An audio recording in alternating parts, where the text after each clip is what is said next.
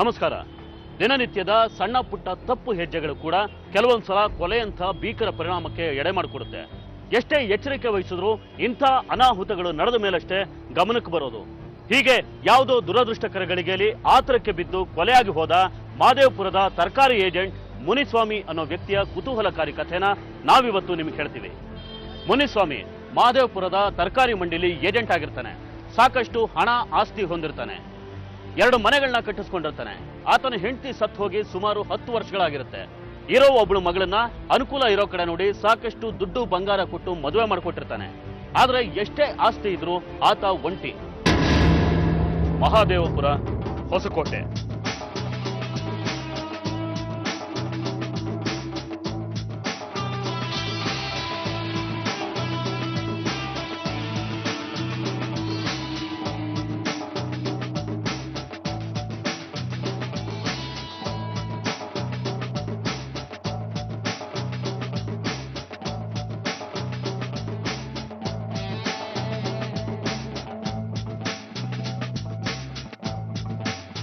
ಅಮ್ಮ ಅಮ್ಮ ಅಯ್ಯೋ ಏನೇ ಹುಡುಗಾಟ.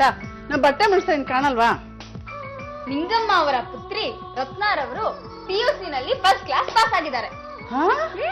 ಹೌದಾ? ಅಯ್ಯೋ ನನ್ ಚಿನ್ನವನಿ, ಒಳ್ಳೇದಾಗ್ಲಿ. ಮೊದ್ಲು ಹೋಗಿ ದೇವ್ರಿಗೆ ದೀಪ ಹಚ್ಚಿ ನಮಸ್ಕಾರ ಮಾಡು. ಸರಿ.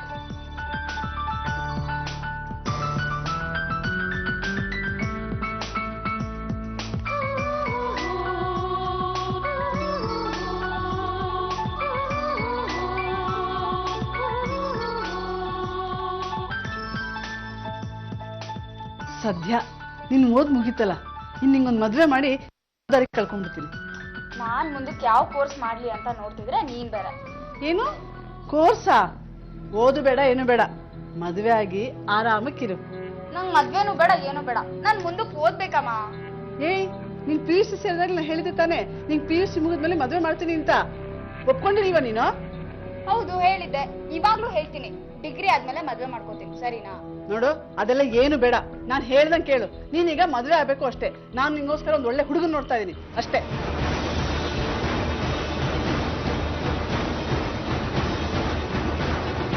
ನೋಡು ಮನೆ, 1 ವಾರದೊಳಗಡೆ ದುಡ್ಡು ತಂದು ಕೊಟ್ರೆ ಸರಿ, ಇಲ್ಲಾಂದ್ರೆ ಪರಿಣಾಮ ನೆಟ್ಕಾಯ್ಕಿಲ್ಲ. ಕೊಟ್ಬಿಡ್ತೀನಣ್ಣ, ಆದಷ್ಟು ಬೇಗ ಕೊಟ್ಬಿಡ್ತೀನಣ್ಣ. ಏನ್ ಕೊಡ್ತೀನಿ ಕೊಡ್ತೀನಿ ಅಂತ ಸುಮ್ನೆ ಸತಾಯಿಸ್ತಾನೆ ಇದೆಯಾ? ಅಣ್ಣ ಕೊಟ್ಬಿಡ್ತಿದ್ದೆ, ಮನೆ ಕಡೆ ಸ್ವಲ್ಪ ಪ್ರಾಬ್ಲಮ್. ಮಗನ್ ತರ ಸ್ಕೂಲಿಗೆ ಸೇರ್ಸ್ಬೇಕಾಗಿತ್ತಣ್ಣ. ಯೋ, ನಿನ್ ಪ್ರಾಬ್ಲಮ್ 1000 ಇರ್ತದೆ, ಹಂಗಂತ ಕೊಡೋರ್ದು ಇಸ್ಕೊಂಡವ್ರು ಕಾಸು ಕೊಡ್ಬೇಕು ಅಂತ ಗೊತ್ತಿಲ್ವಾ? ಅಯ್ಯೋ, ನಿಜವಾಗ್ಲೂ ಕೊಟ್ಬಿಡ್ತೀನಣ್ಣ. ಈಗ ನಾನು ಕೊಡದೆ ಹೋದ್ರೆ ಮತ್ತೆ ನೀನ್ ಸಾಲ ಕೊಡ್ಬೇಕಲ್ಲಣ್ಣ. ಅಂದ್ರೆ ನೀ ಸಾಲ ನಂತ ಇಸ್ಕೋಬೇಕು ಅಂತ ಕೊಡ್ತೀಯ, ಇಲ್ದಾರೆ ಕೊಡಕ್ಕಿಲ್ಲ. ಹಂಗಲ್ಲಣ್ಣ, ಕೊಟ್ಬಿಡ್ತೀನಣ್ಣ, ಕೊಟ್ಬಿಡ್ತೀನಣ್ಣ.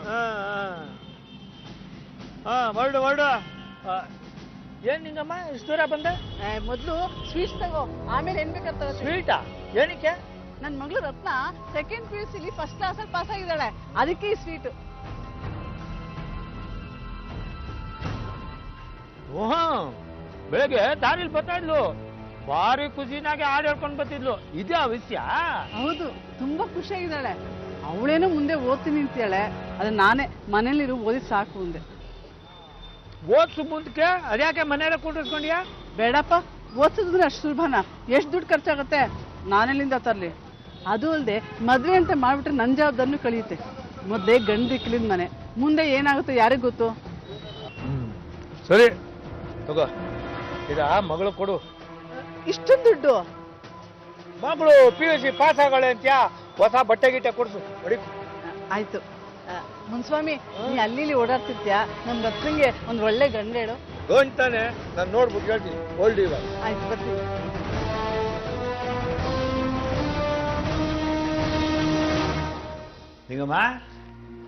ನಿಂಗಮ್ಮ, ಓ ಮುನ್ಸ್ವಾಮಿ, ಬಾ ಕೂತ್ಕೋ.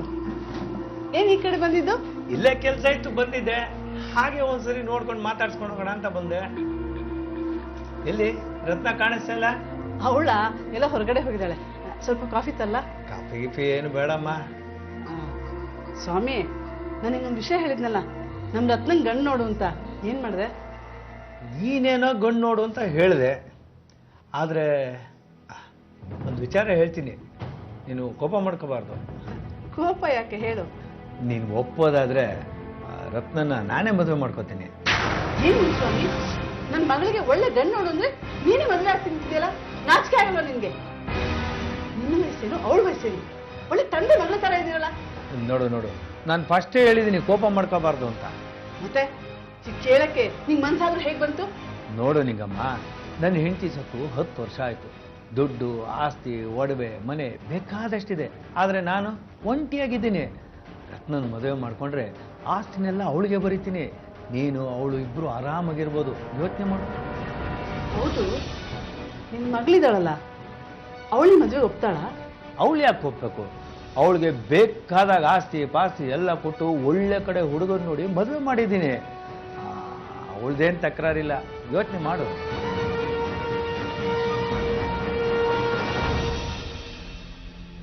ಓಹೋ, ಏನ್ ರತ್ನ, ಎಲ್ಲಿಗೆ ಹೋಗಿದ್ದೆ? ಏನ್ PhD ಫಸ್ಟ್ ಕ್ಲಾಸಲ್ಲಿ ಪಾಸ್ ಆಗಿದೆಯಂತೆ? ಮುಂದೆ ಏನ್ ಮಾಡ್ಬೇಕು ಅಂತಿದ್ಯಾ? ಜಾಸ್ತಿ ಓದ್ಬೇಕು ಅಂತಿದ್ಯಾ? ನಂಗೇನೋ ಓದೋ ಆಸೆ, ಆದ್ರೆ ಅಮ್ಮ ಬೇಡ ಅಂತಿದ್ದಾರೆ. ಅಮ್ಮ ಹೇಳ್ದಾಗ ಕೇಳ್ಬೇಕಲ್ವಾ?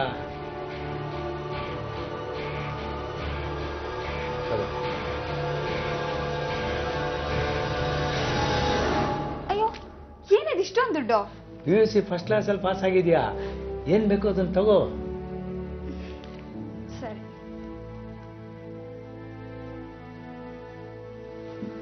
ನಿಂಗಮ್ಮ, ನಿಧಾನಕ್ಕೆ ಯೋಚನೆ ಮಾಡು. ನೀನು ಹೂ ಅಂದರೆ ನಿಮಗೆ ಒಳ್ಳೆಯದು. ನಂದೇನು ಬಲವಂತ ಇಲ್ಲ, ಅಲ್ಲ?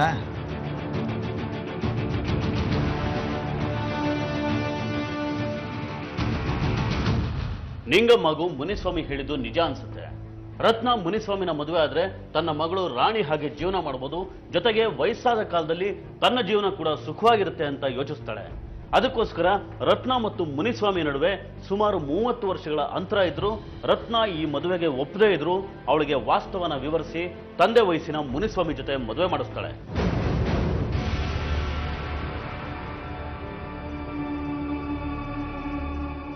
ಇದೇನೆ ಇಲ್ಲಿ ಹೀಗೆ ನಿಂತಿದ್ಯಾ? ಎಷ್ಟು ಲಕ್ಷಣವಾಗಿ ಕಾಣಿಸ್ತಿದ್ಯಾ ಗೊತ್ತಾ? ಎಷ್ಟೊಂದು ಒಡವೆ ಮಾಡ್ಸಕ್ ಕೊಟ್ಟಿದ್ದಾರೆ ನೋಡು. ನನ್ನ ಯೋಗ್ಯತೆಯಲ್ಲಿ ಇಷ್ಟು ಒಡವೆ ಮಾಡ್ಸಕ್ ಆಗ್ತಿತ್ತೋ ಇಲ್ವೋ? ಈಗೇನು ಒಡವೆ ಬೇಕಾ ಹೇಳು, ತಪ್ಪು. ಯಾಕೆ ಅಷ್ಟು ಬೇಜಾರು ಅನ್ಕೋತ್ಯಾ? ನೋಡು, ಒಳಗಡೆ ಅವ್ರು ಕಾಯ್ತಾ ಇದ್ದಾರೆ, ಹೋಗು. ಎಲ್ಲಿಗೆ? ಹಾ, ಇವತ್ತು ನಿನ್ ಮೊದಲನೇ ರಾತ್ರಿ ಕಣೆ. ಅವರು ನಿನ್ ಗಂಡ ಕಾಯ್ತಾ ಇದ್ದಾರೆ, ಹೋಗು. ಹಾಗೆಲ್ಲ ಬೇಜಾರು ಮಾಡ್ಕೋಬಾರ್ದು ಕಣಮ್ಮ. ಈಗ ನೀನು ಖುಷಿಯಾಗಿರ್ಬೇಕು. ಅವ್ರು ಹೇಳ್ದ ಹಾಗೆ ಕೇಳ್ಬೇಕು. ಅವರು ನಿನ್ ಗಂಡ ಕಣೆ. ಬೇಡ ಬೇಡ ಅಂದ್ರೂ ಮದ್ವೆ ಮಾಡ್ದೆ. ಈಗ ನೋಡು, ನನ್ ಕರ್ಮ ಎಲ್ಲ ನೀನ್ ಹೇಳ್ದಂಗೆ ಕೇಳ್ಬೇಕಾಗುತ್ತೆ. ಹಾಗೆಲ್ಲ ಬೇಜಾರು ಮಾಡ್ಕೋಬೇಡ ಕಣಮ್ಮ. ಇದು ನಿನ್ ಮನೆ, ಅವರು ನಿನ್ ಗಂಡ. ನೋಡು, ಅವ್ರನ್ನ ಕಾಯ್ತಾ ಇದ್ದಾರೆ.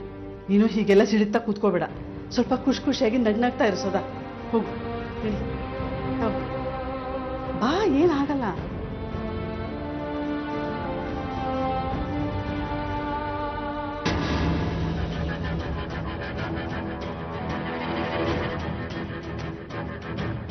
ಭಾರತ್ನ ಕೂತ್ಕೋ.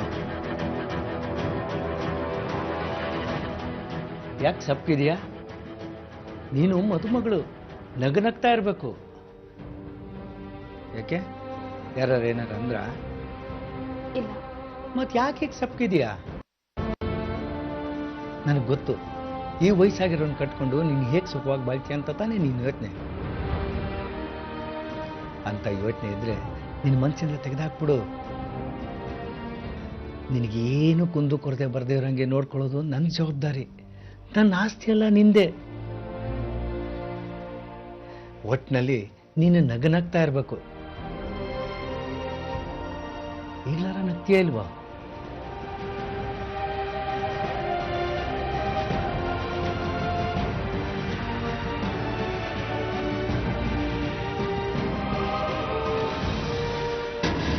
ಅಪ್ಪ, ಅಪ್ಪ, ಬಾರಮ್ಮ, ಬಾ ಕೂತ್ಕೋ. ಅವ್ರಿನ್ನೂ ಮಲ್ಕೊಂಡಿದ್ದಾರೆ, ಎದ್ದಿಲ್ಲ. ನೀನ್ ಯಾರು ನಮ್ಮನೆಗೆ ಬಂದು ನನ್ನೇ ಕೂತ್ಕೊಂಡು ಹೇಳೋದಿಕ್ಕೆ? ಏನಮ್ಮ ಗಲಾಟೆ ಇದು? ಏನಪ್ಪ ಇದು? ಏನಿದೆಲ್ಲ ಅವಾಂತರ? ಏನಮ್ಮ ಅವಾಂತರ? ಮತ್ತೆ ಮದ್ವೆ ಆಗಿದೆಯಂತೆ? ಈ ವಯಸ್ಸಿನಲ್ಲಿ ಮದ್ವೆ ಆಗೋ ಅಗತ್ಯ ಏನಿತ್ತು ನಿಂಗೆ? ಅಲ್ಲಮ್ಮ, ಮದುವೆ ಆಗದೆ ಕಡೆಯವರೆಗೂ ಒಂಟಿಯಾಗಿರುವಂತೇನಮ್ಮ? ನಾನು ಇಷ್ಟು ದೊಡ್ಡ ಮಗಳಿದ್ದೀನಿ, ನಂಗೊಂದು ಮಾತು ಹೇಳ್ಬೇಕು ಅಂತ ಅನ್ಸ್ಲೇ ಇಲ್ವಾ ನಿಂಗೆ? ನನ್ಗಿಂತ ಚಿಕ್ಕವಳೊಂದು ಮದ್ವೆ ಆಗಿದೆಯಲ್ಲ. ಹೇಳೋದೇನಮ್ಮ ಇದೆ ನಿನಗೇನು ಕಡಿಮೆ ಮಾಡಿದ್ದೀನಿ? ಒಳ್ಳೆ ಸಂಬಂಧ ನೋಡಿ ಮದುವೆ ಮಾಡಿದ್ದೀನಿ. ಒಡವೆ ವಸ್ತು ಬೇಕಾದಾಗ ಕೊಟ್ಟಿದ್ದೀನಿ. ನನ್ನ ಆಸ್ತಿನಲ್ಲಿ ಭಾಗ ಕೊಟ್ಟಿದ್ದೀನಿ. ನಿನ್ನ ಗಂಡನ ಬಿಸ್ನೆಸ್ಗೆ ಸಪೋರ್ಟ್ ಮಾಡಿದ್ದೀನಿ. ಇನ್ನೇನಮ್ಮ ಬೇಕು ನಿನಗೆ? ಅಷ್ಟೆಲ್ಲ ಮಾಡಿದ್ರೆ ಸಾಕಾ? ಈ ವಯಸ್ಸಲ್ಲಿ ಮದ್ವೆ ಆಗಿರೋದು ನಿನ್ಗೆ ಸರಿ ಅನ್ಸತ್ತಪ್ಪ? ಅಲ್ಲ, ನೋಡ್ದವ್ರೇನಂತಾರೆ, 4 ಜನದ ಮುಂದೆ ನಾನ್ ತಲೆ ಎತ್ಕೊಂಡು ತಿರ್ಗಾಡೋದು ಹೇಗೆ? ನಾನ್ ಮದ್ವೆ ಆದ್ರೆ ನಿನ್ಗೆ ಯಾಕಮ್ಮ ನಾಚಿಕೆ ಆಗ್ಬೇಕು? ಪರಿಚಯದವ್ರು ಕೇಳ್ತಾರಲ್ಲ, ನಿಮ್ಮಪ್ಪ ನಿನ್ಗಿಂತ ಚಿಕ್ಕವಳನ್ ಮದ್ವೆ ಆಗಿದಾನಲ್ಲ ಅಂತ, ಏನಂತ ಹೇಳೋದವ್ರಿಗೆ?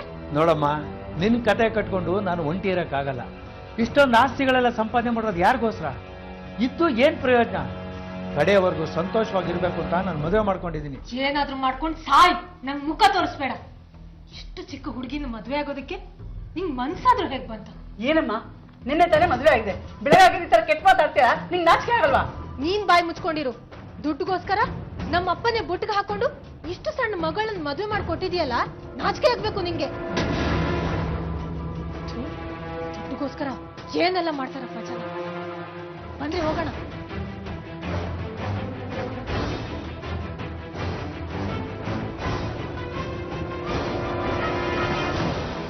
ಮುನಿಸ್ವಾಮಿಯ ಸಂಸಾರ ಹೀಗೆ ಸುಖವಾಗಿ ಸಾಗುತ್ತೆ. ಗಂಡ ಹೆಂಡತಿ ಮಧ್ಯೆ ವಯಸ್ಸಿನ ಅಂತರ ಇದ್ರೂ ಅದು ಅವರ ಸಂಸಾರಕ್ಕೆ ಅಡ್ಡಿ ಆಗೋದಿಲ್ಲ. ಮುನಿಸ್ವಾಮಿ ರತ್ನನ ಎಲ್ಲಾ ರೀತಿಯಿಂದನೂ ಚೆನ್ನಾಗಿ ನೋಡ್ಕೋತಾನೆ. ಮೊದಲು ಆತನ ಬಗ್ಗೆ ಅಸಮಾಧಾನ ಇದ್ರೂ ಮುನಿಸ್ವಾಮಿಯ ಪ್ರೀತಿಯಲ್ಲಿ ರತ್ನ ಇದನ್ನೆಲ್ಲಾನು ಮರೆತು ಗಂಡನ ಮನೆಯಲ್ಲಿ ಸುಖವಾಗಿರ್ತಾಳೆ. ರತ್ನ ಒಂದು ಮಗುವಿನ ತಾಯಿ ಆಗ್ತಾಳೆ. ಈ ನಡುವೆ ದೇವಿ 3-4 ಸಲ ಮನೆಗೆ ಬಂದು ಆತನ ಮದುವೆ ಬಗ್ಗೆ ಗಲಾಟೆ ಮಾಡಿದ್ರು ಮುನಿಸ್ವಾಮಿ ತಲೆ ಕೆಡಿಸ್ಕೊಳ್ಳೋದಿಲ್ಲ. ಈ ವಿಚಾರವಾಗಿ ಚಿಂತೆ ಮಾಡಬೇಡ ಅಂತ ರತ್ನಗೂ ಹೇಳ್ತಾನೆ. ಅಷ್ಟೇ ಅಲ್ಲದೆ ತನ್ನ ಆಸ್ತಿನೆಲ್ಲ ರತ್ನ ಮತ್ತು ಮಕ್ಕಳ ಹೆಸರಿಗೆ ಬರೀತಾನೆ. ಹೀಗೆ ಅವರ ಸುಖವಾದ ಸಂಸಾರದಲ್ಲಿ 6 ವರ್ಷಗಳು ಕಳೆದು ಹೋಗುತ್ತೆ. ಮುನಿಸ್ವಾಮಿ ಮತ್ತು ರತ್ನಾಗೆ ಮತ್ತೊಂದು ಗಂಡು ಮಗು ಆಗುತ್ತೆ. ಅಭಿ, ರೆಡಿ ಆದ್ಯೇನೋ? ಅಯ್ಯೋ, ಇನ್ನ ಶೂಸ್ ಹಾಕಿಲ್ಲ. ರತ್ನ, ತೋಮ ಈ ಚೆಕ್ನ ಬ್ಯಾಂಕ್ ಹಾಕ್ಬಿಡಮ್ಮ. ಏನ್ರಿ ಇದು? ಇಷ್ಟೊಂದು ದುಡ್ಡು? 50 ಲಕ್ಷನಾ? ಎಲ್ಲಿಂದ ಬಂತು? ಅಯ್ಯೋ, ಒಳ್ಳೆ ಕದ್ಕೊಂಡು ಬಂದಿದ್ದೀರಾ ಅನ್ನೋ ಹತ್ರ ಕೇಳ್ತಾ ಇದೀಯಾ? ತಮಾಷೆ ಸಾಕು, ಹೇಳಿ ಎಲ್ಲಿಂದ ಬಂತು ಅಂತ. ಆ ಮನೆ ಇತ್ತಲ್ಲ, ಅದನ್ನ ಮಾರ್ದೆ. ಮನೆ ಮಾರದ್ರ? ಮನೆ ಮಾರು ಅಂತ ಅರ್ಜೆಂಟ್ ಏನಿತ್ತು? ಒಳ್ಳೆ ರೇಟ್ ಬಂತು, ಕೊಟ್ಟೆ. ಇವತ್ತು ಆ ಮನೆಗೆ 40-45 ಲಕ್ಷ ರೂಪಾಯಿ ಸಿಗೋದು. ಆದ್ರೆ ಯಾರೋ NRI ಬಂದಿದ್ದ, ಅರ್ಜೆಂಟಾಗಿ ಮನೆ ಬೇಕು, 50 ಲಕ್ಷ ರೂಪಾಯಿ ಆದ್ರೂ ಪರವಾಗಿಲ್ಲ ಅಂದ, ಕೊಟ್ಬಿಟ್ಟೆ ಅಷ್ಟೇ. ಹಾ, 50 ಲಕ್ಷನಾ? ಅಷ್ಟು ದುಡ್ಡು ಏನ್ ಮಾಡ್ತೀರಾ? ಏನ್ ಮಾಡೋದು ಅಂದ್ರೆ, ರತ್ನನ ಹೆಸರಲ್ಲಿ ಬ್ಯಾಂಕಲ್ಲಿ ಫಿಕ್ಸೆಡ್ ಮಾಡಿಸೋದು. ಅವಳು ಏನ್ ಬೇಕಾದ್ರೂ ಮಾಡ್ಕೋಬಹುದು, ಅದು ಅವಳಿಗೆ ಸೇರಿದ್ದು. ನನ್ನ ಹೆಸರಲ್ಲ, ಇಷ್ಟೊಂದು ದುಡ್ಡು ಇಟ್ಕೊಂಡು ನಾನೇನ್ ಮಾಡ್ಲಿ? ನಾನ್ ಮನೇಲಿ ಇರೋಳ್ತಾನೆ. ಏನ್ ರತ್ನ ಹಿಂಗ್ ಕೇಳ್ತಾ ಇದೀಯ? ಇನ್ನು ಮುಂದೆ ಮಕ್ಕಳು ಬೆಳವಣಿಗೆ ಇದೆ, ಓದಿದೆ, ವಿದ್ಯಾಭ್ಯಾಸ ಇದೆ, ಎಲ್ಲದಕ್ಕೂ ದುಡ್ಡು ಬಿಡ್ವಾ? ನೋಡು, ಈಗಲೇ ಬ್ಯಾಂಕ್ಗೆ ತಗೊಂಡೋಗಿ ಈ ಚೆಕ್ ಹಾಕಿ ನಿನ್ನ ಹೆಸರಲ್ಲಿ ಒಂದು ಫಿಕ್ಸೆಡ್ ಮಾಡಿಸು. ಸರಿ ಸರಿ ರತ್ನ, ನಾನು ಇನ್ನು ಸ್ಕೂಲ್ ಹತ್ರ ಬಿಟ್ಬಿಟ್ಟು ಹಾಗೆ ಹೊರಡ್ತೀನಿ. ಬರಪುಟ. ಬಾಯ್ ಚಿನ್ನಿ. ಬಾಯ್. ನೋಡ್ದೆ ರತ್ನ, ಎಂಥ ಅದೃಷ್ಟ ನಿಂದು, ಲಕ್ಷಾಧಿಪತಿ ಆಗ್ಬಿಟ್ಟೆ. ನನ್ ಜೊತೆ ಇದ್ದಿದ್ರೆ ನಿಮ್ಗೆ ಇಷ್ಟು ದುಡ್ಡು ಸಿಕ್ತಿತ್ತಾ? ಎಂಥ ಒಳ್ಳೆ ಗಂಡ. ನಿಜ ಅಮ್ಮ, ತುಂಬಾ ಒಳ್ಳೆಯವರು. ನನ್ನ ತುಂಬಾ ಚೆನ್ನಾಗಿ ನೋಡ್ಕೋತಾ ಇದಾರೆ. ಮತ್ತೆ ಇವ್ರ ಜೊತೆ ಮದ್ವೆ ಬೇಡ ಅಂತ ಹೇಳ್ತಾ ಇದ್ದೆ. ನೀನು ಎಷ್ಟೇ ಓದಿದ್ರು ಏನೇ ಮಾಡಿದ್ರು ಇಷ್ಟು ದುಡ್ಡು ದುಡಿಯಕ್ಕೆ ನಿಮ್ಗೆ ಆಗ್ತಿರ್ಲಿಲ್ಲ ಅಲ್ವಾ? ನಿಜ ಅಮ್ಮ, ಎಲ್ಲ ಒಳ್ಳೇದಾಯ್ತಲ್ಲ.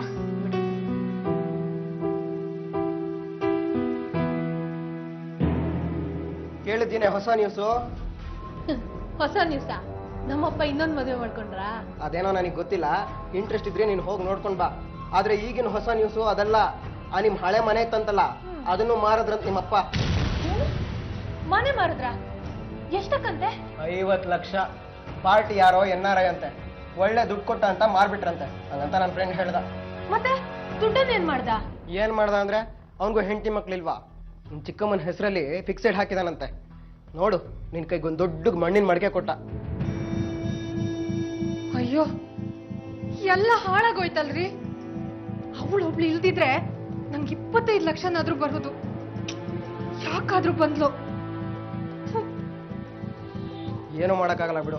ನಿಮ್ಮಪ್ಪ ಇನ್ನೊಂದು ಮದ್ವೆ ಆದ, ಮಕ್ಳಾಯ್ತು, ಎಲ್ಲ ಆಸ್ತಿನೂ ಅವಳ ಹೆಸರಿಗೆ ಬರ್ದ. ಏನ್ ತಾನೇ ಮಾಡಕ್ಕಾಗತ್ತೆ ಹೇಳು? ಏನಾದ್ರೂ ಮಾಡ್ಲೇಬೇಕಲ್ಲ. ಹೋಗ್ ಕೇಳ್ತೀನಿ ನಮ್ಮಪ್ಪನ, ಅದ್ರಲ್ಲಿ ಅರ್ಧ ದುಡ್ಡು ನಂಗೆ ಕೊಡು ಅಂತ. ಕೊಡ್ಲಿಲ್ಲ ಅಂದ್ರೆ ಆಮೇಲೆ ನೋಡೋಣ. ಯಾಕೆ ಸುಮ್ನೆ ಹೋಗಿ ಕೇಳಿ ಇಲ್ಲ ಅನ್ಸ್ಕೊಂತೀಯ? ನೀನ್ ಏನೇ ಮಾಡಿದ್ರು ಏನೇ ಕೇಳಿದ್ರು ಅವ್ರು ನಿನಗೆ ಕೊಡಲ್ಲ ಬಿಡು. ನೀವು ಸುಮ್ನಿರ್ರಿ. ಅವ್ರು ಕೊಡ್ಲಿಲ್ಲ ಅಂದ್ರೆ ಏನ್ ಮಾಡ್ಬೇಕು ಅಂತ ನಂಗೆ ಚೆನ್ನಾಗಿ ಗೊತ್ತು. ಅಣ್ಣ ಬಿಟ್ಬಿಡೋಣ. ಜೂನ್ 8, 2013 ಶನಿವಾರ.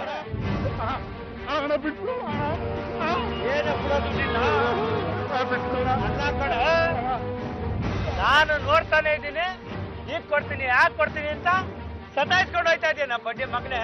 ಅಣ್ಣ ನಾನು ಕೊಟ್ಬಿಡ್ತಿದ್ದೇನಣ್ಣ, ಬಡ್ಡಿ ಮಗ ಯಾವನು ಇಸ್ಕೊಂಡು ಕೊಡಕ್ ತುಂಬಾ ಸತಾಯಿಸ್ತಾವನೆ, ಅವ್ನು ಕೊಟ್ಟಿದ ತಕ್ಷಣ ಕೊಟ್ಬಿಡ್ತೀನಿ. ಮಗನೇ ಹಾಕ್ ಕೊಡ್ತೀನಿ ಈಗ ಕೊಡ್ತೀನಿ ಅಂತ 50,000 ರೂಪಾಯಿ ಬಡ್ಡಿಗೆ ಇಸ್ಕೊಂಡು 1 ವರ್ಷದಿಂದ ಬಡ್ಡಿನಿಲ್ಲ ಕಾಗೆ ಹಾರಿಸ್ತಾ ಇದೆಯಾ ಮಗನೇ. ನಿಮ್ಮಪ್ಪ ಕೊಡ್ತಾನೆ ಬಡ್ಡಿನ? ಕೊಡ್ತೀನಿ ಬಿಡೋಣ. ಅಣ್ಣ ನಾನು 5-6 ವರ್ಷದಿಂದ ನಿಮ್ಮ ಹತ್ರ ತಾನೇ ದುಡ್ಡು ತಗೊಳ್ಳೋದು. ಹೂ ಕಣ ಮಗ, ಅವಾಗ ಇವಾಗ ಬೇಕಾದಾಗ ಬಂದು ಇಸ್ಕೊಂಡು ಹೋಯ್ತಿದೆ, ನಾನು ಕೇಳ್ತಾ ಇರ್ಲಿಲ್ಲ ಮಗ. ಈಗ ಹಾಗಿಲ್ಲ, ನನಗೂ ಹೆಂಡತಿ ಮಕ್ಕಳು ಸಂಸಾರ ಅವ್ರೆ, ಖರ್ಚೈತೆ. ಅಣ್ಣ ನಿಮ್ ಕಾಲ್ ಮುಗಿತೀರಣ್ಣ, ನಂಗೂ ಅದೇ ಪ್ರಾಬ್ಲಮ್ ಅಣ್ಣ. ಗ್ಯಾರೇಜಲ್ಲಿ ಏನೂ ಆಗ್ತಿಲ್ಲ ಅಣ್ಣ. ಅಣ್ಣ ಇದೊಂದು ವಾರ ಟೈಮ್ ಕೊಡೋಣ, ನಮ್ ತಾಯಿನ ತಂದು ಕೊಟ್ಬಿಡ್ತೀನ, ಇಲ್ಲಾಂದ್ರೆ ಕೊಂದಾಕ್ಬಿಡೋಣ. ನಿಂದಂತ ಕಜ್ಜಿ ನಾಯಿನ್ ಕೊಂದು ನಾನ್ ಯಾಕೋ ಕೈ ಹೊಲ್ಸ್ ಮಾಡ್ಕೊಳ್ಳಿ. ನೋಡು, ಇನ್ನೊಂದು ವಾರದಲ್ಲಿ ದುಡ್ಡು ಕೊಡ್ಲಿಲ್ಲ ಅಂದ್ರೆ ಮನೆ ಒಳಗಡೆ ಇರೋ ಸಾಮಾನೆಲ್ಲ ಮಾರಿ ನಿನ್ ಹೆಂಡತಿ ಮಕ್ಳು ಬೀದಿನಲ್ಲಿ ಸಿರ್ಪೆ ಎತ್ಬೇಕು ಮಗನೇ, ಹಂಗ್ ಮಾಡ್ಬಿಡ್ತೀನಿ. ಯೋಚನೆ ಮಾಡು ಹೆಂಡತಿ ಮಕ್ಳ ಬಗ್ಗೆ.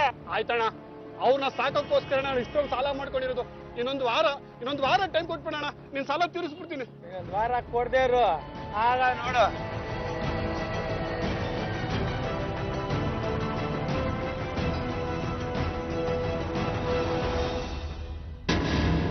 ಜೂನ್ 8, 2013 ಶನಿವಾರ ರಾತ್ರಿ 8:30.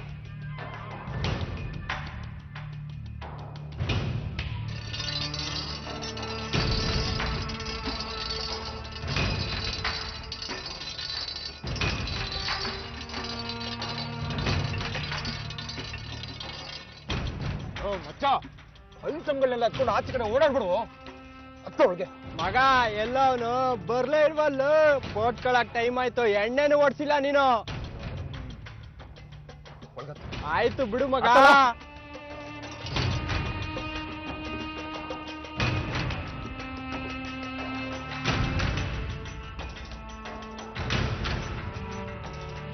ಬಿಡು ಮಚ್ಚ, ಯಾಕೆ ಟೆನ್ಷನ್ ಮಾಡ್ಕೋತೀಯ? ಒಂದೇ ಏಟು ವ್ಯವಹಾರ ಮುಗಿಸ್ಕೊಡ್ತೀನಿ. ಏಯ್, ಏನಾರ ಆಗ್ಲಿ ಇವತ್ತು ಯಾವಾರ ಮುಗಿಲೇಬೇಕು. ಆಯ್ತು ಬಿಡು ಮಚ್ಚ. ಏಯ್, ಬಂದ ಎತ್ತ ಗಾಡಿ ಎತ್ತ.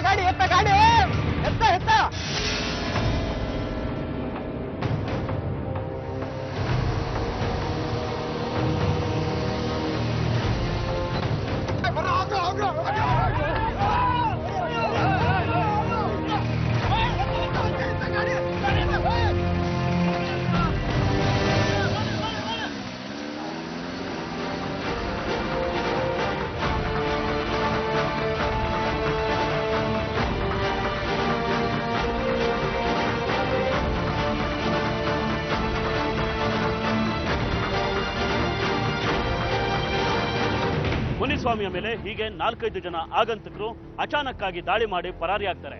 ನಡು ರಸ್ತೆಯಲ್ಲಿ ತೀವ್ರವಾಗಿ ಗಾಯಗೊಂಡು ನರಳುತ್ತಾ ಬಿದ್ದಿದ್ದ ಮುನಿಸ್ವಾಮಿನ ಸಾರ್ವಜನಿಕರು ಪ್ಲೇ ಲೇಔಟ್ನ ವಿಜಯ ಆಸ್ಪತ್ರೆಗೆ ಸೇರಿಸ್ತಾರೆ. ವಿಜಯ ಆಸ್ಪತ್ರೆಯ ಅಲ್ಲಿನ ಡಾಕ್ಟರ್ ಪರಿಸ್ಥಿತಿಯ ಗಂಭೀರತನ ಅರಿತು ಮುನಿಸ್ವಾಮಿಯ ಕತ್ತಿನ ಗಾಯಕ್ಕೆ ಪ್ರಥಮ ಚಿಕಿತ್ಸೆನ ಮಾಡಿ ಇಂದಿರಾನಗರದ ಚಿನ್ಮಯ ಮಿಷನ್ ಆಸ್ಪತ್ರೆಗೆ ಕಳಿಸ್ತಾರೆ. ಸಾರ್ವಜನಿಕರು ಅದೇ ಟ್ಯಾಕ್ಸಿಯಲ್ಲಿ ಮುನಿಸ್ವಾಮಿಯನ್ನ ಆಸ್ಪತ್ರೆಗೆ ಸಾಗಿಸುವಷ್ಟರಲ್ಲಿ ಮುನಿಸ್ವಾಮಿ ದಾರಿ ಮಧ್ಯದಲ್ಲಿ ಕೊನೆಯುಸಿರೆಳಿತಾನೆ. ಲಕ್ಷಾಂತರ ರೂಪಾಯಿಗಳ ಒಡೆಯ ಹೀಗೆ ದಾರಿಲಿ ಅನಾಥವಾಗಿ ಕೊಲೆಯಾಗ್ತಾನೆ. ಆತನ ಜೇಬಲಿದ್ದ ಫೋನ್ ಡೈರಿಯಿಂದ ಅವನು ವಿಳಾಸ ಪತ್ತೆ ಹಚ್ಚಿದ ಪೊಲೀಸರು ರತ್ನಾಗೆ ಸುದ್ದಿ ಮುಟ್ಟಿಸ್ತಾರೆ.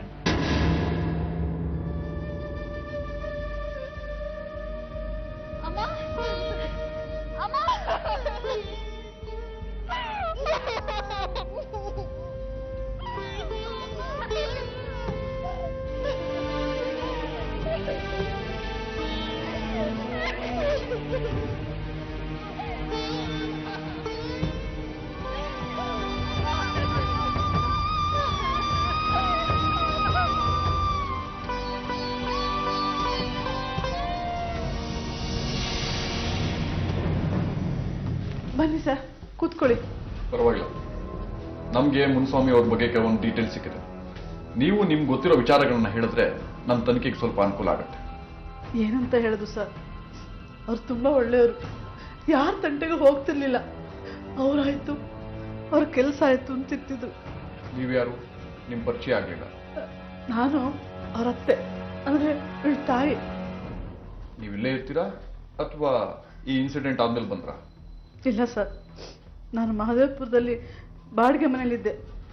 ಈಗ ಒಂದು 4-5 ತಿಂಗಳಿಂದ ಇಲ್ಲೇ ಇದ್ದೆ. ಇನ್ನೇನು ನಾಳಿದ್ದು ಹೊರಟ್ಬಿಡ್ಬೇಕು ಅಂತಿದ್ದೆ. ಅಷ್ಟರಲ್ಲಿ ಮುನ್ಸ್ವಾಮಿ ಅವ್ರು ಏನ್ ಮಾಡ್ಕೊಂಡಿದ್ರು? ಅವರು HAL ಮಾರ್ಕೆಟ್ ಅಲ್ಲಿ ತರಕಾರಿ ಏಜೆಂಟ್ ಆಗಿದ್ರು ಸರ್. ಫೈನಾನ್ಸ್ ವ್ಯವಹಾರನೂ ಮಾಡ್ತಿದ್ರು. ಫೈನಾನ್ಸ್ ವ್ಯವಹಾರ ಅಂದ್ರೆ? ಲೋಕಲ್ ಅಲ್ಲಿ ಯಾರಿಗಾದ್ರೂ ಸಾಲ ಬೇಕಾದ್ರೆ ಬಡ್ಡಿ ಕೊಡ್ತಿದ್ರು ಸರ್. ಪ್ರತಿ ಶನಿವಾರ ಅಸಲು ಬಡ್ಡಿ 2 ಮನೆಗೆ ತರ್ತಿದ್ರು. ಯಾರೋ ಗೊತ್ತಿರೋರೆ ದುಡ್ಡುಗೋಸ್ಕರ ಅವ್ರನ್ನ ಕೊಲೆ ಮಾಡಿರ್ಬೇಕು ಸರ್. ಇಲ್ಲ ಇಲ್ಲ, ಅವ್ರ ಮೈ ಮೇಲೆ ಇದ್ದಿದ್ದ ಆಭರಣ, ಜೇಬಲ್ಲಿ ಇದ್ದಿದ್ದು 1.5 ಲಕ್ಷ ರೂಪಾಯಿ ಹಾಗೆ ಇತ್ತು. ಯಾರೋ ಹಳೆ ದ್ವೇಷದಿಂದ ಈ ಕೆಲಸ ಮಾಡಿರೋದು ಅನ್ಸುತ್ತೆ. ಅವ್ರಿಗೆ ಯಾರಾದ್ರೂ ವೈರಿಗಳಿದ್ರ? ವೈರಿಗಳು ಯಾರು ಅಂತ ಹೇಗೆ ಹೇಳುದು ಸರ್?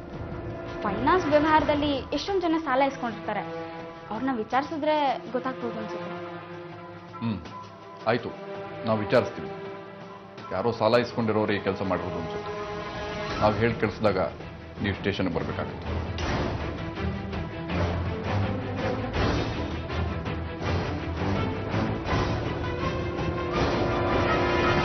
ಮುನ್ಸ್ವಾಮಿ ತರಕಾರಿ ಮಾರ್ಕೆಟಲ್ಲಿ ಏಜೆಂಟ್ ಆಗಿದ್ದೇನ್ರಿ?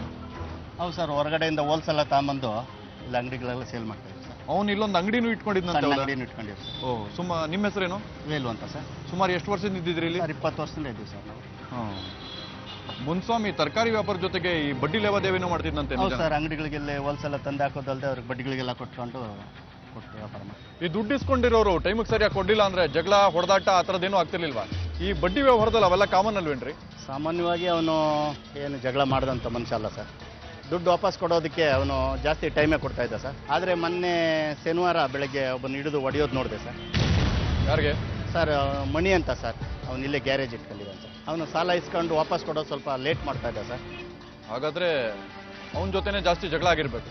ಹೌದು ಸರ್, ಅವನಿಗೂ 50,000 ರೂಪಾಯಿ ಕೊಟ್ಟು ಸುಮಾರು 1 ವರ್ಷ ಆಗಿತ್ತಂತೆ. 1 ವಾರದಲ್ಲಿ ದುಡ್ಡು ವಾಪಸ್ ಕೊಡಲಿಲ್ಲ ಅಂದರೆ ಸರಿ ಇರೋದಿಲ್ಲ ಅಂತೇಳಿ ಮಣಿಗೆ ವಾರ್ನ್ ಮಾಡಿದ್ದೆ ಸರ್.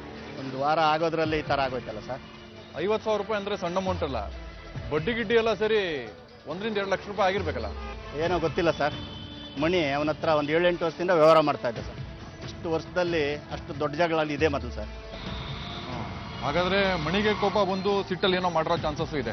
ಹೌದು ಸರ್, ಅವನು ಮನೆಯಲ್ಲಿ ಅವಾಗವಾಗ ಸ್ವಲ್ಪ ದುಡ್ಡಿಗೆ ಸ್ವಲ್ಪ ಪ್ರಾಬ್ಲಮ್ ಅದು ಇದು ಹೇಳ್ತಾ ಇದ್ದೆ ಸರ್ ಮನೆ. ಸರಿ, ನಿಮ್ಮ ಹುಡುಗರನ್ನ ಯಾರಾದ್ರೂ ಕಳಿಸಿ ಆ ಮಣಿ ಗ್ಯಾರೇಜ್ ತೋರಿಸೋದಕ್ಕೆ ಹೇಳಿ. ಕಳ್ಸೋಣ ಸರ್.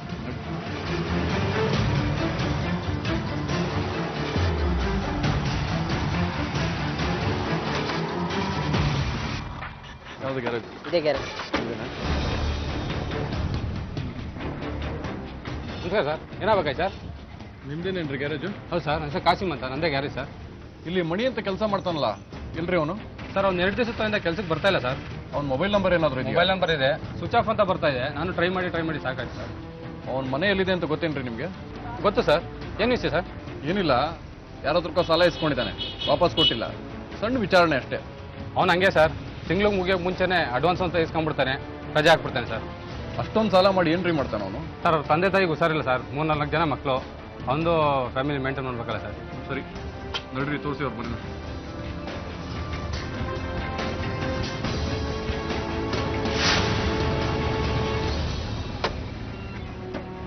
ಇದೆ ಸರ್ ಮನೆ.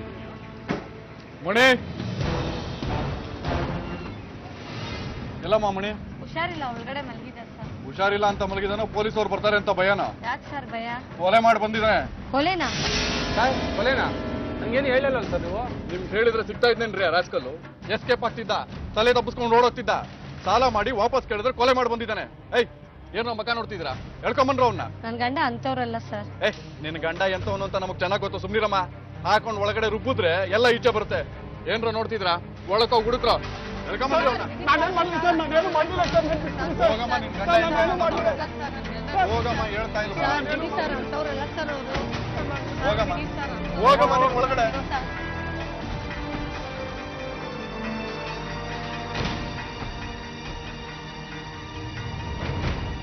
ಏಯ್, ಮುನ್ಸ್ವಾಮಿ ಯಾಕೆ ಕೊಂದು ಹೇಳ? ಸರ್, ನಾನು ಕೊಂದಿಲ್ಲ ಸರ್, ದಯವಿಟ್ಟು ನನ್ನ ಬಿಟ್ಬಿಡಿ ಸರ್. ಸುಳ್ಳು ಬೇಡ ಮಗನೇ, ಸಿಗದಾಕ್ಬಿಡ್ತೀನಿ ಸರ್. ನಾನು ನಿಜಾನೇ ಹೇಳ್ತಿದ್ದೀನಿ ಸರ್. ಅವ್ರು ಸತ್ತೋಗಿರೋ ವಿಚಾರನ ನನಗೆ ಗೊತ್ತಿಲ್ಲ ಸರ್. ಮತ್ತ್ಯಾಕೋ ಮನೆ ಒಳಗಡೆ ಔಸ್ಕೊಂಡು ಕೂತಿದ್ದೆ? ಸರ್, ನಾನು ಅವ್ರ ಹತ್ರ ಸಾಲ ತಗೊಂಡು 1 ವರ್ಷ ಆಗಿತ್ತು, ವಾಪಸ್ ಕೊಟ್ಟಿರ್ಲಿಲ್ಲ ಸರ್. ಮೊನ್ನೆ ಸಿಕ್ಕಿದಾಗ 1 ವಾರದಲ್ಲಿ ಕೊಡದೆ ಹೋದ್ರೆ ಪರಿಣಾಮ ಚೆನ್ನಾಗಿರಲ್ಲ ಅಂತ ಧಮಕಿ ಹಾಕಿದ್ರು ಸರ್. ಅದಕ್ಕೆ ಫೋನ್ ಸ್ವಿಚ್ ಆಫ್ ಮಾಡ್ಕೊಂಡು ಮನೆ ಒಳಗಡೆ ಕೂತಿದ್ಯಾ? ಹೌದು ಸರ್, ಅವ್ರ ಕೈಗೆ ಸಿಕ್ಕಿದ್ರೆ ಎಲ್ಲಿ ಒದೆ ತಿನ್ಬೇಕಾಗುತ್ತೋ ಅಂದ್ಬಿಟ್ಟು ಕೆಲ್ಸಕ್ಕೂ ಹೋಗದೆ ಮನೆಯಲ್ಲೇ ಇದ್ದೆ ಸರ್. ಸರ್, ಅವ್ರಿಗೆ ನಮ್ಮ ಮನೆ ಗೊತ್ತಿಲ್ಲ ಸರ್.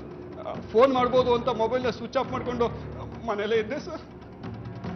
ಹಾಗಾದ್ರೆ ಶನಿವಾರದಿಂದ ನೀನು ಹೊರಗೂ ಹೋಗಿಲ್ಲ, ಫೋನು ಮಾಡಿಲ್ವೇನೋ? ಇಲ್ಲ ಸರ್. ಸರ್, ಅವತ್ತು ಅವ್ರು ಹೊಡೆದ ಮೇಲೆ ಮನೆಗೆ ಸೇರ್ಕೊಂಡು ಮತ್ತೆ ಹೊರಗಡೆ ಬರಲೇ ಇಲ್ಲ ಸರ್. ನನ್ನ ನಂಬಿ ಸರ್, ನನ್ನ ಬಿಟ್ಬಿಡಿ ಸರ್. ಸರ್ ಸರ್ ಸರ್ ಬಿಟ್ಬಿಡಿ sir. Sir sir sir sir, ಅವ್ನು ನಿಜ ಹೇಳ್ತಿದ್ದಾನೆ ಅನ್ಸುತ್ತೆ. ನಾನು ಅಕ್ಕಪಕ್ಕದವ್ರನ್ನೆಲ್ಲ ವಿಚಾರಿಸಿದೆ. ಅವನ ಮನೆಯಿಂದ ಹೊರಗಡೆನೆ ಹೋಗಿಲ್ವಂತೆ. ಅದು ಅಲ್ಲದೆ ಅವ್ನು ಕೊಲೆ ಮಾಡೋ ನೇಚರ್ ಇರುವಂಥ ವ್ಯಕ್ತಿ ಅಲ್ಲ ಅನ್ಸುತ್ತೆ ಸರ್. ಮನೇಲೇ ಕೂತ್ಕೊಂಡು ಯಾಕೆ ಬೇರೆ ಕೈಲಿ ಮಾಡಿಸ್ಬಾರ್ದು ಅವನು? ಆದರೂ ಅವನ ಮೇಲೆ ಒಂದು ನಿಗಾ ಇರಲಿ. ಈಗ ಸದ್ಯಕ್ಕೆ ಬಿಟ್ಬಿಡಿ ಅವನು. Okay sir.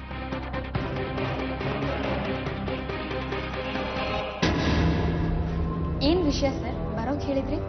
ನಿಮ್ಮ ಗಂಡನ ಕೊಲೆ ವಿಚಾರದಲ್ಲಿ ಅನುಮಾನ ಬಂದವ್ರನ್ನೆಲ್ಲ ಕರೆದು ವಿಚಾರಿಸಿದ್ದೀನಿ. ಅಂತ ಮಾಹಿತಿಗಳೇನು ಸಿಕ್ಕಿಲ್ಲ. ಅದಕ್ಕೆ ನಿಮ್ಮನ್ನೇ ಕರೆಸಿದ್ದೀನಿ. ಇನ್ನೂ ಏನಾದ್ರು ಹೆಚ್ಚಿನ ಮಾಹಿತಿಗಳಿದ್ರೆ ಹೇಳಿ. ನೀವು ನಮಗೆ ಗೊತ್ತಿರೋದನ್ನೆಲ್ಲ ಹೇಳಿದೀವಿ ಸರ್.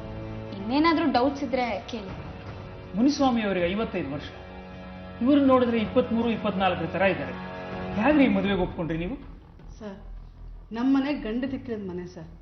ಒಂದಿನ ಮುನಿಸ್ವಾಮಿ ಬಂದು ನಿನ್ನ ಮಗಳ ಮದುವೆ ಆಗ್ತೀನಿ, ನನ್ನ ಹತ್ರ ಚೆನ್ನಾಗಿ ದುಡ್ಡಿದೆ, ಚೆನ್ನಾಗಿ ನೋಡ್ಕೊತೀನಿ ಇಂದ. ಅದಕ್ಕೆ ಅವಳು ಸುಖವಾಗಿರ್ತಾಳೆ ಅಂತ ನಾನು ಮದುವೆ ಮಾಡಿಕೊಟ್ಟೆ ಸರ್. ನಿಮ್ಮಿಬ್ಬರ ಮಧ್ಯೆ ನಿಮ್ಮ ವಯಸ್ಸಿನ ವಿಚಾರದಲ್ಲಿ ಯಾವತ್ತೂ ಜಗಳ ಆಗಿಲ್ವೇನ್ರಿ?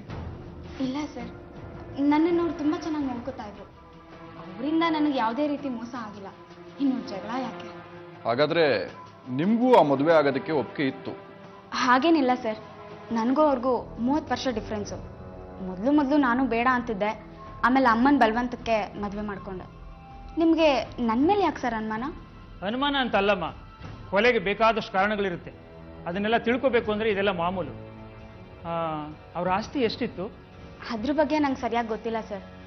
ಮದುವೆ ಆದಮೇಲೆ ಆಸ್ತಿ ಎಲ್ಲ ನನ್ನ ಹೆಸರಿಗೆ ಬರ್ತಿತ್ತು. ಆಸ್ತಿ ವಿಷಯದಲ್ಲಿ ಮನೇಲಿ ಯಾರ ಜೊತೆ ಎಲ್ಲರೂ ಜಗಳ ಆಗಿತ್ತೇನಮ್ಮ? ಅವ್ರ ಆಸ್ತಿ ಎಲ್ಲ ಅವರೇ ದುಡ್ಡಿದ್ದು ಸರ್. ಹಾಗಾಗಿ ಪಾಲ್ ಕೊಡೋ ಪ್ರಶ್ನೆನೇ ಇಲ್ಲ. ಆದರೆ ಅವ್ರ ಮೊದಲನೇ ಹೆಂಡತಿ ಮಗಳು ಮಾತ್ರ ಯಾವಾಗಲೂ ಬಂದು ಜಗಳ ಆಡೋರು. ಅವ್ರೇನು ಮಾಡ್ಕೊಂಡಿದ್ದಾರೆ? ಅವ್ರ ಗಂಡ ಬಿಸ್ನೆಸ್ ಮಾಡ್ತಾರೆ ಸರ್. ಅವ್ರಿಗೆ ಏನೇನು ಬೇಕೋ ಎಲ್ಲ ಕೊಟ್ಟಿದ್ದಾರೆ.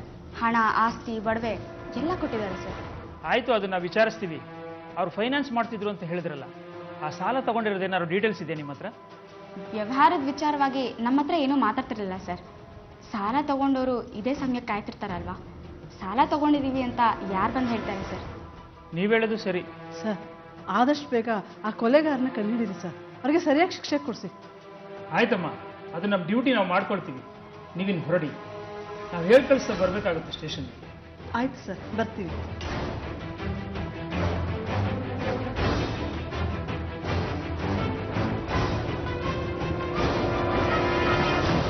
ನೀವು ನಿಮ್ಮ ತಂದೆ ಆಗಾಗ ಜಗಳ ಆಡ್ತಿದ್ರಂತೆ, ನಿಜಾನ? ಇಲ್ಲ ಸರ್, ಅಪ್ಪ 2ನೇ ಮದುವೆ ಆದ್ಮೇಲೆ 1-2 ಸಲ ಜಗಳ ಆಡಿರ್ಬೋದು ಅಷ್ಟೇ ಸರ್. ಯಾವ ಕಾರಣಕ್ಕಾಗಿ ಜಗಳ ಆಡ್ತಿದ್ರಿ? ಮತ್ತೆ ಯಾವ ವಿಷಯಕ್ಕೆ ಸರ್? ಆಸ್ತಿ ವಿಷಯಕ್ಕೆ. ನಮ್ಮ ಅಪ್ಪನ ಆಸ್ತಿನ ಯಾರೋ 3ನೇವ್ರು ಬಂದು ಹೊಡ್ಕೊಂಡ್ರೆ ಸಿಟ್ಟು ಬರಲ್ವಾ ಸರ್? ಇದೇ ವಿಚಾರವಾಗಿ ನೀವೇ ನಿಮ್ಮ ಅಪ್ಪನ್ ಕೊಂದಿರ್ಬೋದಲ್ಲ? ಇಲ್ಲ ಸರ್, ಆಸ್ತಿಗೋಸ್ಕರ ಅಪ್ಪನ್ ಕೊಲ್ಲಕ್ಕಾಗತ್ತಾ ಸರ್? ಅಪ್ಪ ಅಮ್ಮ ಅನ್ನೋ ಸೆಂಟಿಮೆಂಟ್ಗಿಂತ ಆಸ್ತಿ ಮುಖ್ಯ ಆಗತ್ತೆ ಕೆಲವೊಂದ್ಸತಿ. ಸರ್, ನೀವೇನೇನೋ ಕಲ್ಪನೆ ಮಾಡ್ಕೊಂಡು ಮಾತಾಡ್ತಿದ್ದೀರಾ. ಅವರು ನಮ್ಗೆ ಸಾಕಷ್ಟು ಕೊಟ್ಟಿದ್ದಾರೆ, ಬೇಕಾದಷ್ಟು ಉಪಕಾರ ಮಾಡಿದ್ದಾರೆ. ಇನ್ನೂ ಅವ್ರ ಆಸ್ತಿ ಮೇಲೆ ನಮ್ಗೇನೋ ಆಸೆ ಇಲ್ಲ ಸರ್. ಆಯ್ತು, ನೀವು ಹೇಳಿದಾಗೆ ಅನ್ಕೊಳ್ಳೋಣ. ನಿಮ್ಗೇನೋ ಆ ಆಸ್ತಿ ಮೇಲೆ ಇಂಟ್ರೆಸ್ಟ್ ಇಲ್ಲ. ನಿಮ್ ಹೆಂಡತಿಗೆ? ಇಲ್ಲ ಸರ್, ನಂಗೆ ನನ್ನ ಅಪ್ಪನ ಆಸ್ತಿ ಮೇಲೆ ಆಸಕ್ತಿ ಇಲ್ಲ. ಆದ್ರೆ ಯಾರೋ 3ನೇವ್ರು ಬಂದು ನಮ್ಮ ಅಪ್ಪನ ಆಸ್ತಿನ ಹೊಡಿತಿದಾರಲ್ಲ ಸರ್, ಅವ್ರ ಮೇಲೆ ಸಿಟ್ಟಿದೆ ಅಷ್ಟೇ. ಆಯ್ತು, ನೀವು ಹೇಳಿದ್ದನ್ನ ನಂಬ್ತೀನಿ. ಆದ್ರೆ ನಿಮ್ಗೆ ಯಾರ ಮೇಲಾದ್ರೂ ಡೌಟ್ ಇದೆಯಾ? ಸರ್, ಅವಾಗ್ಲೇ ಹೇಳಿದ್ನಲ್ಲ, ನಮ್ಮ ಅಪ್ಪನ 2ನೇ ಹೆಂಡತಿ ಮತ್ತವಳ ತಾಯಿ ಅವಳೇ ಏನೋ ಮಾಡಿರ್ತಾಳೆ ಸರ್. ಮೊನ್ನೆ ನಮ್ಮ ಅಪ್ಪ ಇನ್ನೊಂದು ಮನೆ ಮಾರಿದ್ರು. ಅದರಿಂದ ಸುಮಾರು 50 ಲಕ್ಷದಷ್ಟು ದುಡ್ಡು ಬಂದಿದೆ ಸರ್. ಅದನ್ನು ತನ್ನ ಹೆಸರಿಗೆ ಮಾಡಿಸ್ಕೊಂಡಿದ್ದಾಳೆ ಸರ್. ಆಸ್ತಿಗೋಸ್ಕರ ತಾಯಿ ಮಗಳು ಸೇರಿ ಏನೋ ಕಿತಾಪತಿ ಮಾಡಿದ್ದಾರೆ ಅನ್ಸುತ್ತೆ ಸರ್. ಸರಿ, ಅಕೌಂಟ್ ಅಲ್ಲಿ ಬ್ಯಾಲೆನ್ಸ್ ಎಷ್ಟಿದೆ ಅಂತ ನೋಡಿ ಸರ್.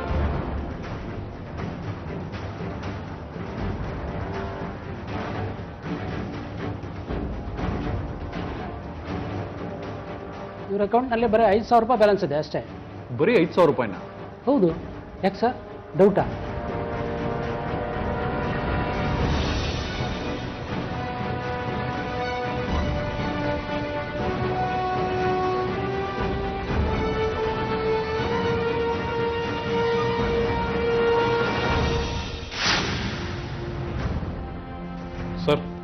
ಕಾಲ್ ಡೀಟೇಲ್ಸ್ ಬಂತು ಸರ್. ಕೊಡಿ.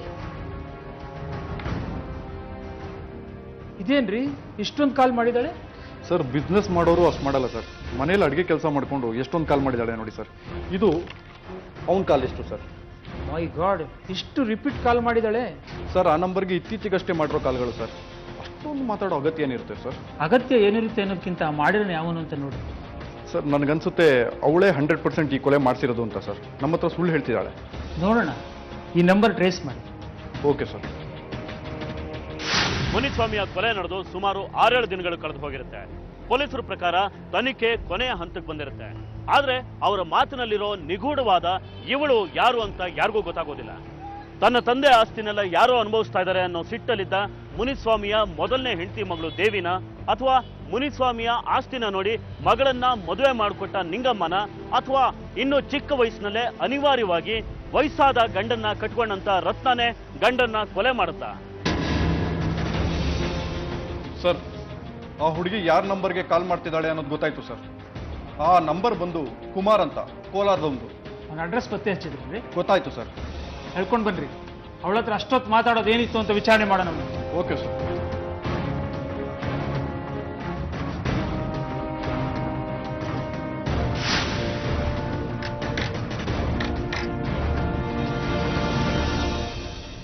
ಕುಮಾರ್ ಮನೆ ಇದೆ ತಾನೆ?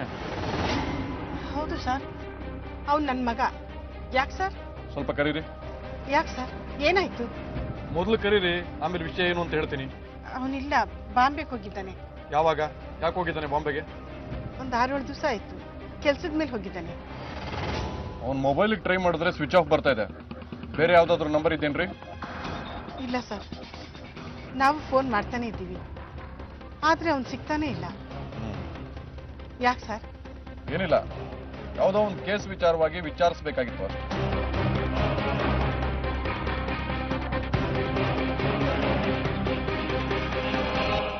ಸರ್, ಕುಮಾರು ಬಾಂಬೆನಲ್ಲಿದ್ದಾನೆ. ಅವನ ಮೊಬೈಲ್ ಕೂಡ ಸ್ವಿಚ್ ಆಫ್ ಆಗಿದೆ. ಅವನು ಬಾಂಬೆನಲ್ಲಿ ಎಲ್ಲಿದ್ದಾನೆ ಅನ್ನೋ ಅಡ್ರೆಸ್ ಕೂಡ ಮನೆಯವ್ರಿಗೆ ಗೊತ್ತಿಲ್ಲ ಸರ್. ಅಂತೂ ಈ ಕೊಲೆ ನಡೆದಿರೋದು ದ್ವೇಷದಿಂದಲೇ ಅಂತ ಗೊತ್ತಾಯ್ತು. ಆದ್ರೆ ಏನ್ ದ್ವೇಷ ಇತ್ತು ಅಂತ ತಿಳ್ಕೊಬೇಕಲ್ರಿ? ಸರ್, ಏನ್ ದ್ವೇಷ ಅನ್ನೋದನ್ನ ಅವನೇ ಹೇಳಬೇಕು. ಆದ್ರೆ ಅವನು ಬಾಂಬೆನಲ್ಲಿ ತಲೆ ತಪ್ಪಿಸ್ಕೊಂಡು ಕೂತಿದ್ದಾನೆ. ಬಾಂಬೆನಲ್ಲ, ಎಲ್ಲಿ ತಲೆ ತಪ್ಪಿಸ್ಕೊಂಡಿದ್ರು ಅವ್ನು ನಮಗೆ ಸಿಗ್ಲೇಬೇಕು. ಈ ಕೊಲೆಗೆ ಕಾರಣ ಏನು ಅಂತ ಅವಳಿಂದಲೇ ಕೇಳೋಣ. ಹೋಗಿ ಅವಳಿಗೆ ಫಸ್ಟ್ ಹೇಳ್ಕೊಂಡು ಬನ್ನಿ. Okay sir.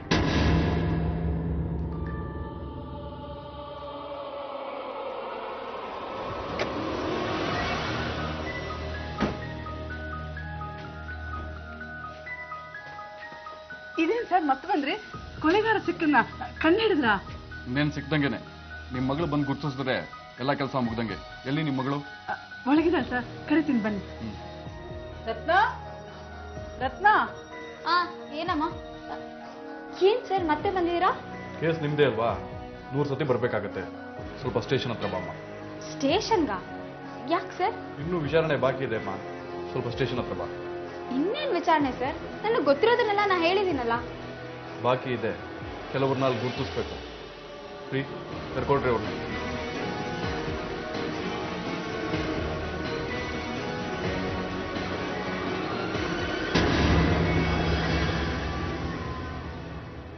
ಗೊತ್ತಿಲ್ಲ ಸರ್.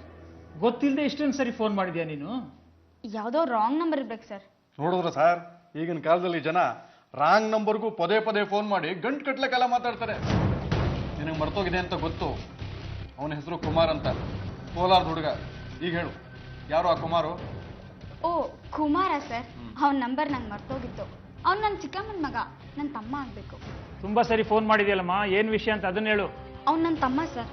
ಹೀಗೆ ಕಷ್ಟ ಸುಖ ಎಲ್ಲ ಇರುತ್ತಲ್ಲ, ಮಾತಾಡ್ತಿದ್ದೆ. ಒಂದೇ ಫ್ಯಾಮಿಲಿಲಿ ಇದೆಲ್ಲ ಕಾಮನ್ ಅಲ್ವಾ? ದಿನಾಗ್ಲೂ ಅಷ್ಟೊಂದು ಮಾತಾಡೋದು ಏನಮ್ಮ ಇರುತ್ತೆ? ಅದನ್ನ ಕೇಳ್ತಾ ಇರೋದು ನಾನು.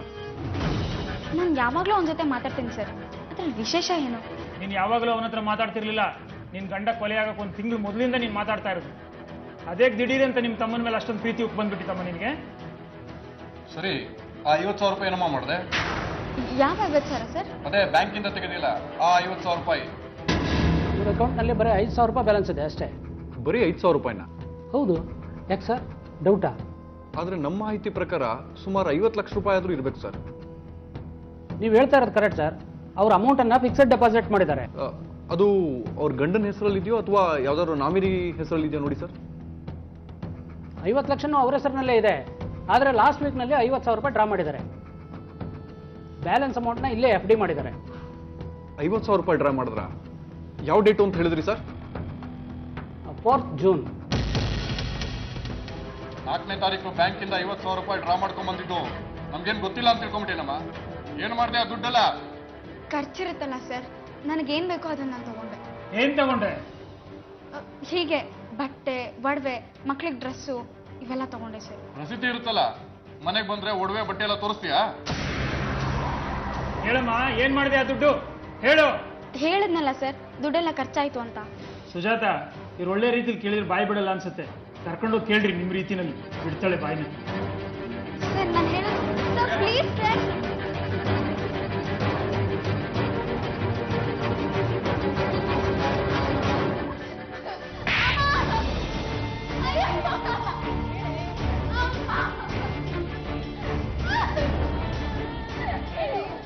ನಿಲ್ಲಿಸಿ ಸುಜಾತ. ಏನಮ್ಮ, ಇವಾಗ್ಲಾದ್ರೂ ನಿಜ ಹೇಳು. ಯಾರ ಕುಮಾರ? ಎಲ್ಲಿ 50,000 ಎಲ್ಲ ಹೇಳ್ತೀವ ಇಲ್ವೋ? ಇಲ್ಲಾದ್ರು ಹೇಳ್ತೀನಿ ಸರ್.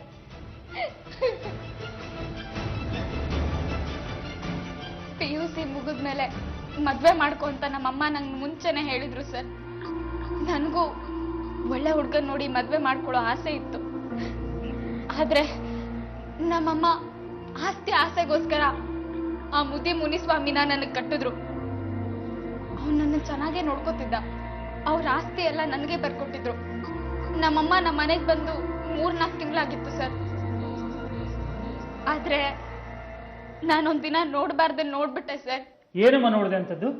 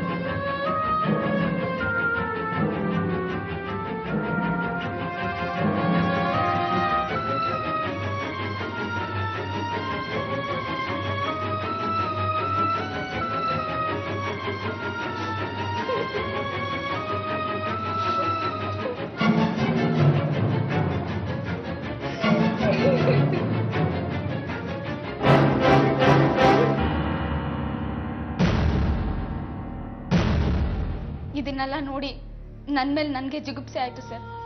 ನನ್ನ ಗಂಡ ನನ್ನ ತಾಯಿ ನೋಡಿದ್ರೆ ಅಸಹ್ಯ ಆಗೋ ಥರ ಆಯ್ತು. ಈ ಕಷ್ಟನೆಲ್ಲ ಯಾರ ಹತ್ರನೂ ಹೇಳ್ಕೊಳ್ಳೋ ಹಾಗಿರ್ಲಿಲ್ಲ.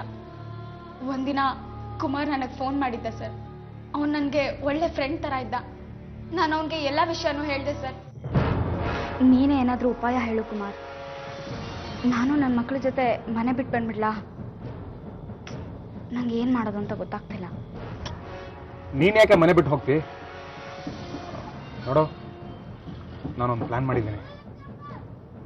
ಒಂದು 50,000 ಅರೇಂಜ್ ಮಾಡು, ನಾನೇ ಅವನ್ನ ಎತ್ತಿಸ್ಬಿಡ್ತೀನಿ.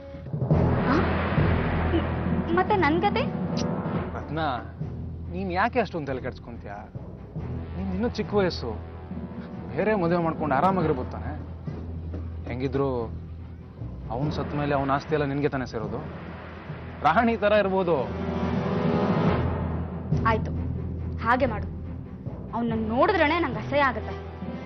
ನಾಳೆ ಸಿಗೋ, ನಾನು ನಿಂಗೆ ದುಡ್ಡು ತಂದು ಕೊಡ್ತೀನಿ. ಹಾ ಸರಿ ಆಯ್ತು.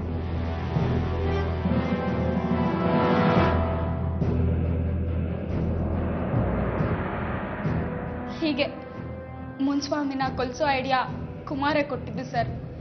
ಅವನಿಗೆ ನಾನು 50,000 ಕೊಟ್ಟಿದ್ದೆ. ಯಾರಿಗೂ ಸುಪಾರಿ ಕೊಟ್ಟು ಅವನು ನನಗೆ ಫೋನ್ ಮಾಡಿದ್ದ.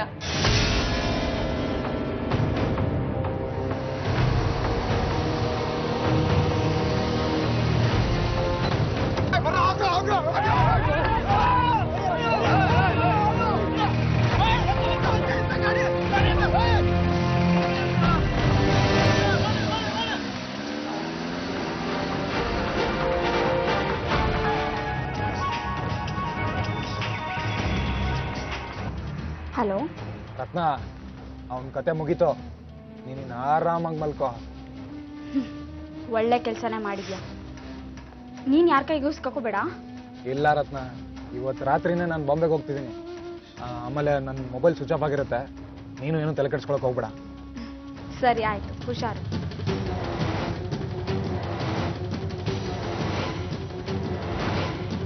ಅವ್ನು ನನಗೆ ಮೋಸ ಮಾಡಿದ್ದಕ್ಕೆ ಸರ್ ನಾನು ಅವನ್ನ ಸಾಯಿಸಿದ್ದು. ಆತ್ರಕ್ಕೆ ಬಿದ್ಬಿಟ್ಟು ಎಂತ ಕೆಲಸ ಮಾಡ್ಕೊಂಡ್ಯಲ್ಲಮ್ಮ. ಅವನಿಗೆ ಡೈವರ್ಸ್ ಮಾಡಿದ್ರೆ ನೀನಾರು ಸುಖವಾಗಿರ್ತಾ ಇತ್ತು.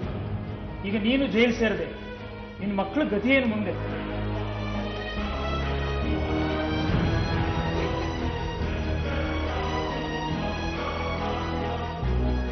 ಮೂಲತಃ ಒಳ್ಳೆ ಮನುಷ್ಯನಾಗಿದ್ದ ಮುನಿಸ್ವಾಮಿ ಯಾವುದೋ ಕೆಟ್ಟ ಗಳಿಗೆಯಲ್ಲಿ ನಿಂಗಮ್ಮನ ಸಹವಾಸ ಮಾಡಿದ್ದೆ ಆತನ ಜೀವಕ್ಕೆ ಮುಳುವಾಯಿತು.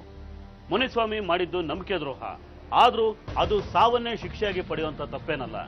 ಕೆಲವೊಂದ್ಸಲ ಸಂಸಾರದಲ್ಲಿ ನಡೆಯೋ ಸಣ್ಣ ಪುಟ್ಟ ತಪ್ಪು ನಡೆಗಳು ಕೂಡ ಇಂಥ ಘೋರ ದುರಂತಕ್ಕೆ ಕಾರಣ ಆಗುತ್ತೆ.